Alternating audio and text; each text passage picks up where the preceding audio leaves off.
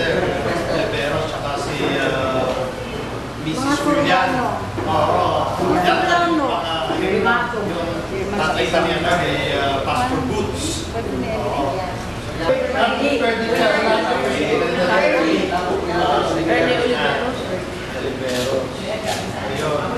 So, nakabutan ko rin si Nagiel, yung pinaka-bunso, di ba? Si,